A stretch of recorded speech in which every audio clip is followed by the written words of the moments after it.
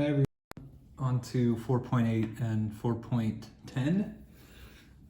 So 4.8 is about L'Hopital's rule. Looks like L. Hospital's rule, but I believe the pronunciation is L'Hopital's rule. It's kind of an interesting thing. The official statement is right here. I'll let you guys kind of dig into that. I'll give you the nutshell, kind of quick synopsis version of it. Basically, in the process of evaluating a limit, if you can identify that you have what's called an indeterminate form, and we'll see various types of indeterminate forms, the ones we're really going to study closely are 0 over 0 and infinity divided by infinity. So 0 over 0 is not 0. It's actually not even undefined, technically. Infinity over infinity is also not equal to 1 or something else that you might expect this equals, like 0 or something. It is indeterminate. We have to do other things to determine actually what value or idea results from those forms. So what you can do is, if you determine that you do have an indeterminate form, is actually the limit of the quotient that you're investigating would be exactly the same as the limit of the quotient of the derivatives. So let me show you what I mean with this first example. So if you just try to plug in, and remember that's always your first way to go with these limits, is just try to plug in the number. If you get a number out, you're done with the limit. So this would be equal to ln of 1, right? If I just think of plugging in, right, x approaching 1. So I have ln of 1 over 1 minus 1. This would be kind of quote unquote what we have. And that would equal ln of 1 is 0, 1 minus 1 is 0. So I'm putting these kind of quotation marks on this just to say, hey, this is what we would have if I were able to plug this number in. So this is exactly 0 over 0, which is one of our indeterminate forms. So, which means I can go back to this original limit, and what the theorem is saying is that if you now take derivatives, top and bottom, this is, by the way, not the quotient rule. This is just simply take the derivative of the top, divide by the derivative of the lower, then you actually can evaluate that limit equivalently to this limit. So I'll go ahead and do that here. Now that I have an indeterminate form, that's the only thing that's allowing me to do this, right? You need to have an indeterminate form to apply L'Hopital's rule. You can't just simply do this all the time now. You need to make sure that indeed you do have an indeterminate form present before you continue with L'Hopital's rule. So now that I have that verified, I'll go ahead and take derivatives, top and bottom. So I'll have limit as x approaches 1 of, well, derivative of ln of x is 1 over x. Derivative of x minus 1 is just 1. So we have that this limit simplifies to just 1 over x. Once you have performed L'Hopital's rule, like I just did, taking these derivatives, evaluate again. See if you can now just simply evaluate. So plug in the value. I get 1 over 1, which is 1. And that's that limit. Okay, so it's kind of that simple, and we'll see other less simple cases, of course, but that's essentially what we're looking at. All right, so moving on, I'll go ahead and try another one. So example 2. So again, I'll plug in, and we would have 1 cubed minus 2 times 1 squared plus 1 over 1 cubed minus 1. This is what we would have, quote unquote. 1 minus 2, negative 1. So I have negative 1 plus 1 over 1 minus 1. In other words, yeah, we have another 0 over 0 in essence here. So I can now go back and take derivatives top and bottom. Again, I don't have to use the quotient rule, and really it would be wrong to use the quotient rule. It's just the derivative of the top divided by the derivative of the bottom. So this limit would be equivalent to the limit as x approaches 1. I'll take the derivative of the top, so I'll have 3x squared minus 4x over 3x squared. Now plug in, let's see what we get. I get 3 times 1 squared minus 4 times 1 over 3 times 1 squared. So I have 3 minus 4. I have negative 1 over 3. In other words, negative 1/3 would be this limit. All right, on to page 79. I'm actually going to leave both of these open. Of course, I'll attach a key to all these next to the video. But I'm going to go on to page 80 and look at another type. So we have seen this type, 0 over 0. You'll see infinity over infinity appear in a couple of the other ones previous. But there are other ways, right, to get indeterminate forms. You can have indeterminate products. So there is this type of indeterminate product. So if you have 0 times infinity, that's actually not 0, and it's not infinity, it's indeterminate. We need to do further work to determine what value is there. All right, so what we need to do is convert, if possible, this into one of our indeterminate forms that we had before. So let's plug in first. So I would have x times sine of pi over x. I would have infinity, quote unquote. I'm plugging in infinity. I can't plug in infinity, so I'm using quotes. It's just a hypothetical situation. Times sine of pi over infinity, quote unquote. That would be the same as infinity times, well, pi over infinity is essentially 0. Sine of 0 is 0. So I would have infinity times 0, which is an indeterminate product. So we are in this indeterminate case, which means we can perhaps rewrite and get something over something else. To use L'Hopital's rule, just to reinforce this, to use L'Hopital's rule, we really need a quotient. Okay, so I need to develop some quotient so I can take derivatives top and bottom of that quotient. So let's try something out. Let me pull up something, just bear with me for 1 second, you guys. Because I did this one earlier and I saw that one way worked, one way didn't work. And maybe you'll see that in the key. But I want to pull up this key for myself just to see which way I want to go with this. So bear with me 1 second.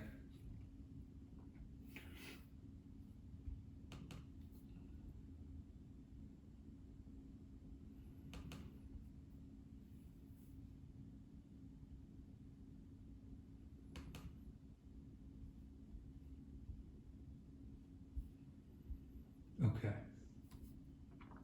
So what I'm going to choose to do is rewrite this. All right, so if I rewrite this, x, so currently I have like f times g here, so I'm gonna actually focus on the x. So I'll write 1 over x instead of x. So what I mean is the limit as x approaches infinity of x times sine pi over x is exactly the same as the limit as x approaches infinity of sine of pi over x over 1 over x.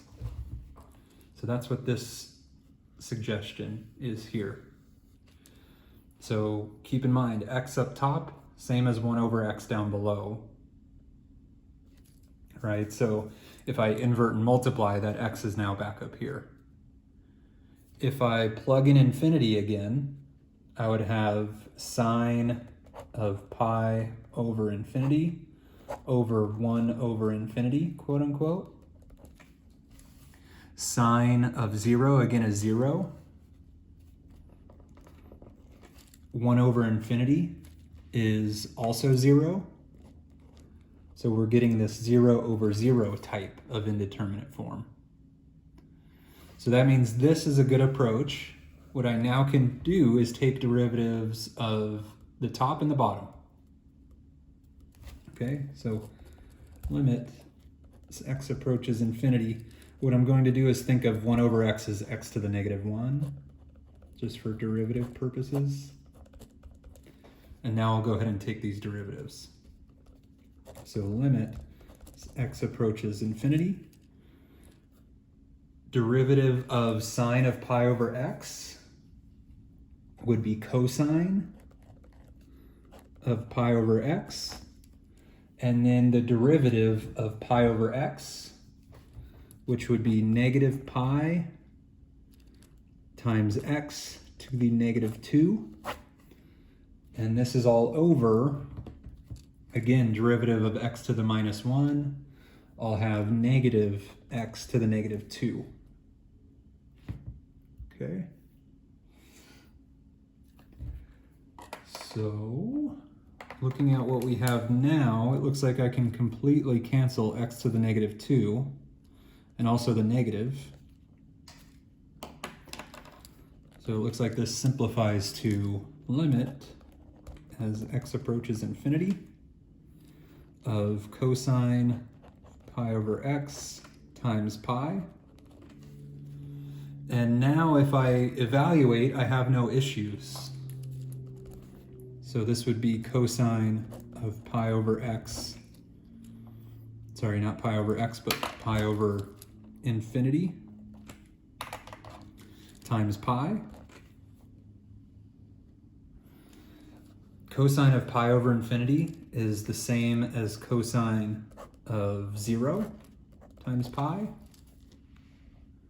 Cosine of 0 is 1, so we get pi for this one.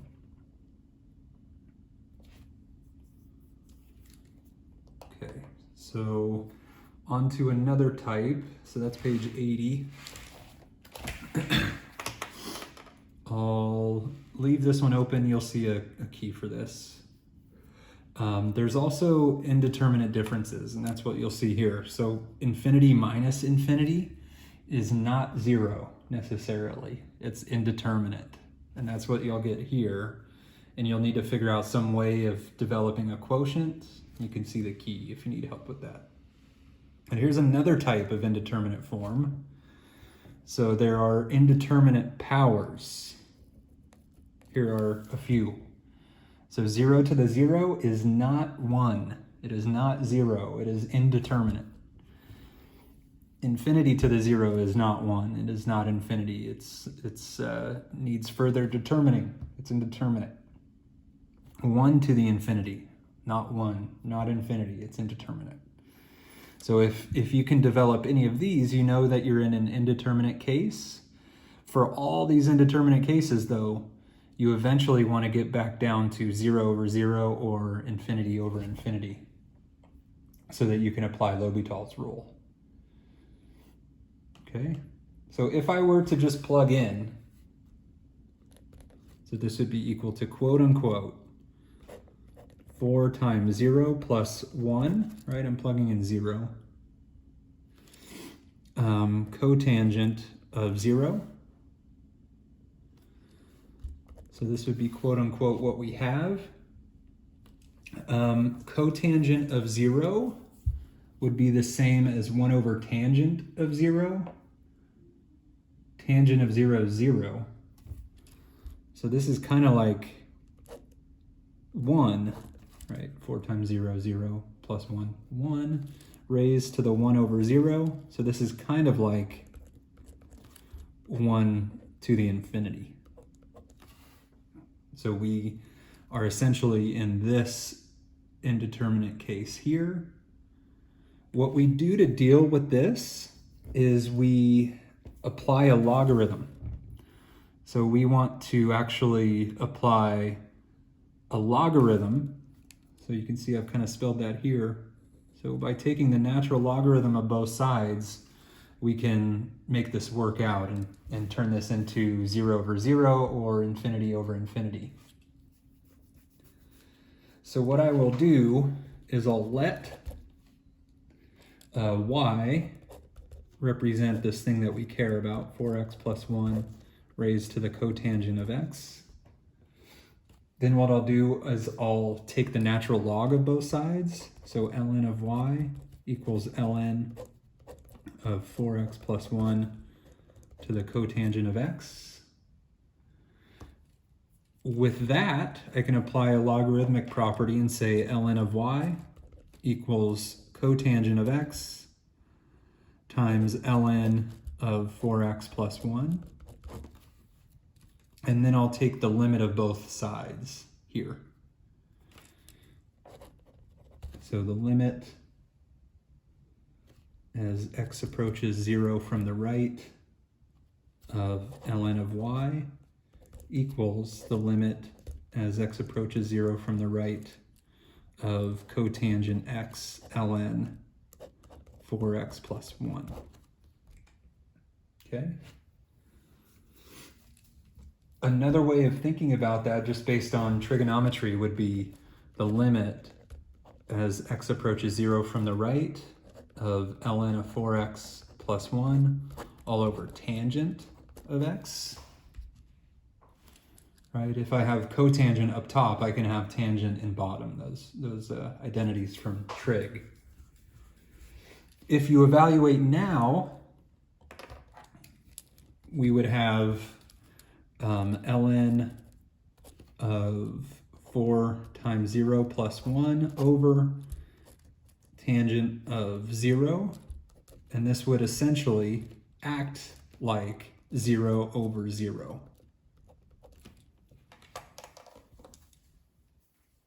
Okay, so that means I can now apply L'Hopital's rule to this right here. Okay, so taking derivatives of top and bottom, I have that this limit over here equals x, the limit as x approaches 0 from the right of 1 over 4x plus 1 times 4, the chain rule there, over the derivative of tangent, which is secant squared. Okay, so we're here now. Secant squared in bottom is the same as the cosine up top. So I can simplify this as, let's see, limit x approaches 0 from the right of 4 cosine squared x over 4x plus 1. I can simplify this. I basically brought secant squared up top as cosine squared. I multiplied that by 4, which is also up top, and then brought 4x plus 1 into the denominator here. Now you can actually evaluate at 0. Maybe I'll use a different piece of paper. I'm running out of room.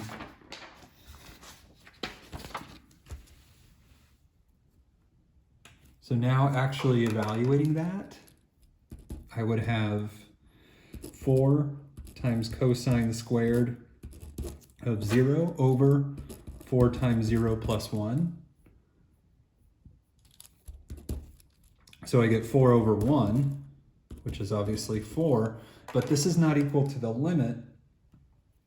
This is equal to the ln of the limit. So since I had ln of y, that would be 4. So what I need to do is basically make both sides powers. So I would have that the limit in the end, as x approaches 0 from the right, of our original thing, this 4x plus 1 raised to the cotangent of x, would be equal to actually e to the fourth.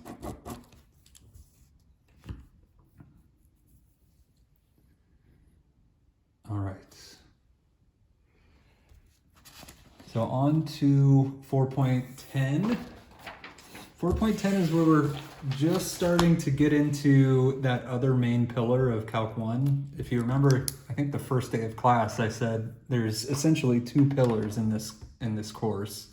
The first of which being the derivative, and now we've talked a lot about the derivative. The other pillar being integration. Antiderivatives is kind of our entree into integration. So we're starting now to kind of enter into that second pillar of the course, this integration side of things. So something the derivative has allowed us to do is if we have, like, let's say a position function, we can differentiate and now we would have a velocity function. If we differentiate again, we would now have an acceleration function. With the antiderivative, we'll be able to reverse this process, right? So if we have some acceleration function, we could take the antiderivative of it, so the opposite of the derivative, if you will, and then we would have the velocity function. Take its antiderivative, right? And we would have a position function. So this kind of gives us a way of going back and forth, right? Here is our first problem. So it says find capital F of x. So we're using this notation capital F for the antiderivative of lowercase f. Okay, so it says find capital F of x, an antiderivative of each function. Make sure that f prime of x equals f of x. Do any other f of x's work? Okay. So I have x cubed. What I'm looking for is some capital F that equals something. And what I'm thinking of is that something, it should be such that if I were to take the derivative of that thing, I get back here. So if I get a cubic out of something I took a derivative of, it must have been x to the fourth, for sure. Right? Because when I take a derivative of x to the fourth, the degree lowers by 1, and I will get a cubic out of that, right?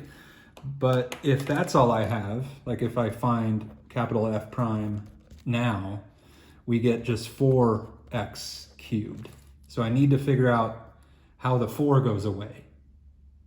So when that 4 comes down, it needs to cancel because there's no 4 here.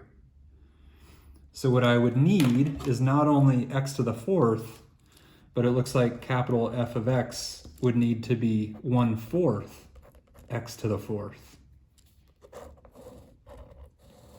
That is an antiderivative, and it just says an antiderivative. And to check it, f prime of x would be 1/4 times 4 x cubed. And these are canceling, and I'm getting that f prime of x does indeed equal f of x, which equals x cubed. Do any other f of x's work? Yes. Basically, I can attach any constant to capital F and it'll still work. So for instance, like capital F of x equals 1/4 x to the fourth plus 13 would also work. Right, that works too, because if I take a derivative of that constant, I still am just going to get x cubed in the end. So technically, f of x equals 1/4 x to the fourth plus any constant, where that constant is a real number, would work. Okay. For this problem, it just said find an antiderivative, so you would just need to find any of these. And really, this number can be anything. So there would be infinitely many correct answers here, as long as you have 1/4 x to the fourth involved.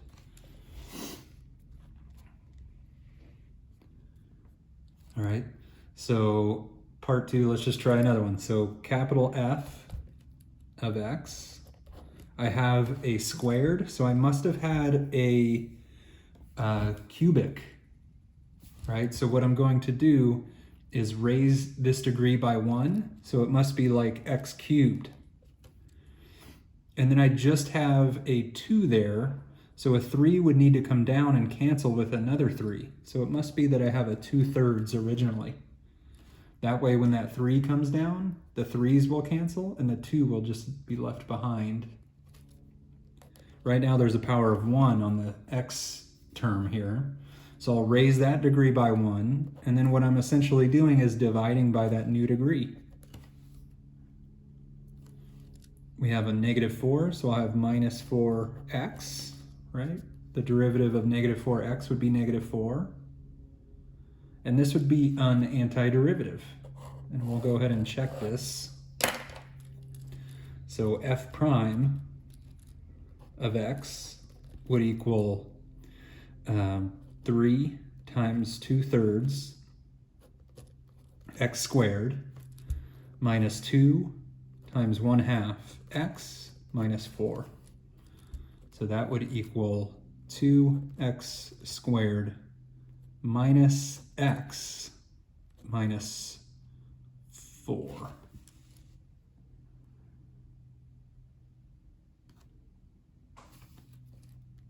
Which is equal to our original function. Okay. So this would be the correct answer, or a correct answer. You could basically add any constant that you want to this, and that would be another alternative correct answer. So in certain cases, they're going to be asking for all of them, the whole family of antiderivatives. So this one says, find the most general antiderivative of each of the following functions. So I'm trying to think, okay, what function is such that when I take its derivative, I get a cosine? So capital F of x.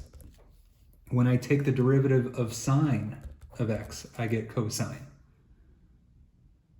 So capital F of x is going to involve sine of x, but the most general antiderivative means I need to add c, where c is a member of the real numbers. The real numbers are these numbers here. Okay?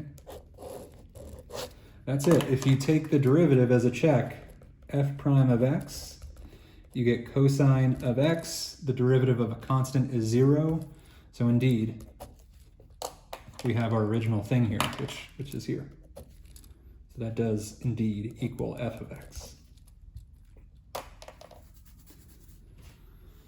All right, down here you'll say what you're doing in general. Basically, it's the exact opposite of the power rule.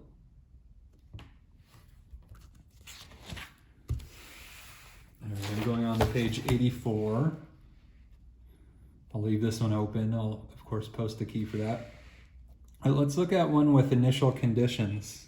So this says find f if f prime of x is 5x to the 2/3 and f of 8 is 21. So I need to take the antiderivative of f prime to find f. Right? If we have f prime, then taking the antiderivative gets rid of the derivative. And then we have f. Okay? So I'm trying to think of, okay, what function is such that when I take its derivative, I get this. So what I'll do is I'll use kind of that opposite of the power rule. So I'm going to raise the power by 1 and then divide by that new power. So f of x, I guess I'll do this in red, would equal 5x to the 2/3 plus 1. So 2/3 plus 3/3 is 5/3. And then we always divide by that new power for the antiderivative. Whenever I take an antiderivative, I can tack on this arbitrary constant. So let's see what this simplifies to. I would have 3x to the 5/3 plus c. Okay? However, this initial condition means that we're honing in on exactly one correct answer. So there will be only one c that is exactly right, such that this occurs. So right now I have that f of x equals 3x to the 5/3 plus c, but the initial condition states that f of 8 is 21, so I would have that 21 equals 3 times 8 to the 5/3 plus c, and this will allow me to actually figure out what c is present here. So I should just be able to find that c is one specific number. So simplifying this, what do we have? So I'll go ahead and subtract 3 times 8 to the 5/3 from both sides.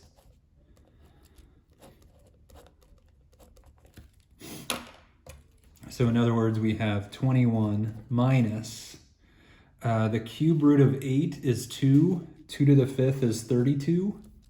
So this is minus 3 times 32 equals c. And I believe we're getting negative 75 out of that. So we now have the exact function. It's f of x equals this. So 3x to the 5/3 minus 75.